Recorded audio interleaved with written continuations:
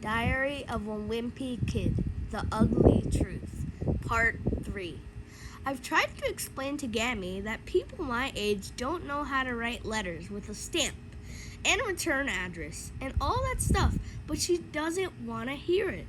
At Uncle Gary's last wedding, Gammy handed me a starter letter plus an envelope with her address and a stamp on it, so I wouldn't have any excuse not to write. But I still haven't filled it in and mailed it yet. So now every time I walk past my desk in my bedroom, I feel guilty. Gammy is always making me feel guilty. Last year, at Thanksgiving, I put whoopee cushion under her chair and she sat on it. Oh!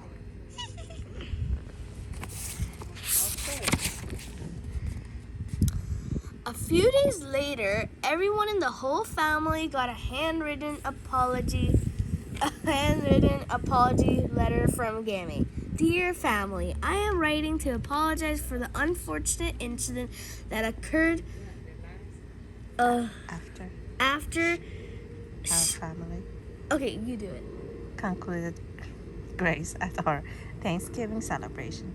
As I have gotten older, I have found it more difficult to control my body, and I'm afraid my recent surgery may have constituted to my little slip.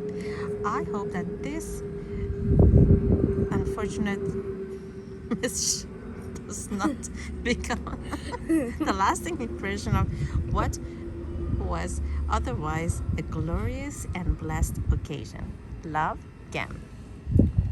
Sometimes I wonder if Gammy is just messing with everyone and does this kind of things on purpose. Last Easter, she invited the whole family to her house, but everybody had their own thing going on and nobody went. Gammy called Dad on Easter Sunday and said she would brought a scratch ticket and won $10 million grand prize. Word got around in the family quick, and everyone was in Gammy's house in no time flat. But it turned out that the scratch ticket wasn't the winner after all. You have to match 3 of the fruits to win, Gammy. Oh, I see. Gammy didn't seem to be too bothered that she wasn't a multi-millionaire after all. And I have a feeling she got what she really wanted anyway. I made a ham in case anyone stopped by. I hope I live to be 95 years old, because if I do, I guarantee you I'll be messing with people too.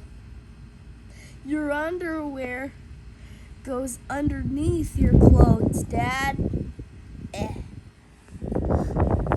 What makes me kind of nervous about going to Gammy's house in November is that it's time for me to get the talk. Every time someone in my family gets to about my age, Gammy sits them down and talks to them about who knows what. I guess it's one of those elder wisdom kind of things. The last person I got to get the talk from Gammy was Roderick, and now I'm next in line. I'm hoping that Uncle Gary breaks off his engagements so we don't have to go down there, because the whole thing is making me nervous. Right?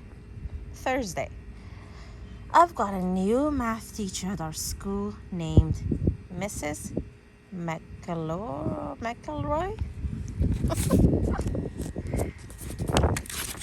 Okay.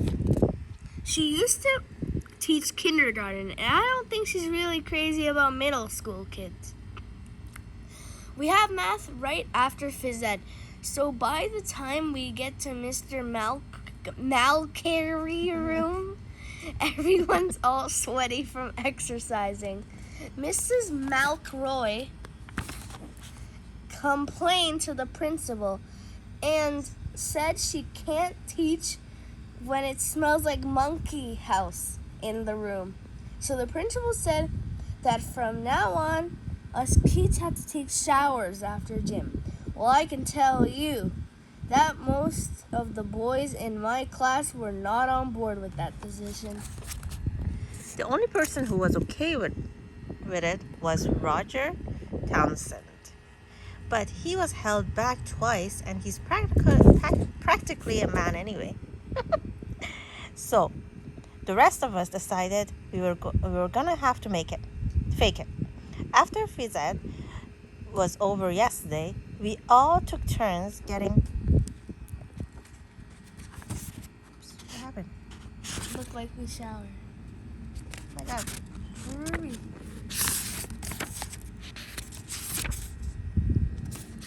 No, we were over here. We were over here.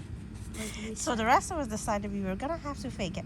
After Fizette was over yesterday, we all took turns getting our hair wet, so it looked like we showered.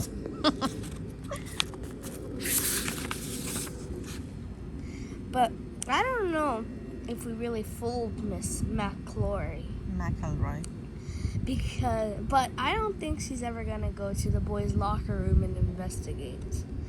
This showering situation reminds me of something that happened over the summer when me and Rowley were still friends. I used to go up to Rowley's house just about every day, but the problem was that I had to walk past Fregley's house each time. I remember Roderick saying that person could make it all the way from our house to the top of the hill by crawling through the drainage pipe. I decided to see if he was right, and believe it or not, he was. It was pretty dark and nasty in that drainage pipe, but it was totally worth crawling through to avoid Fregley. When I headed back home, I went through the drainage pipe again.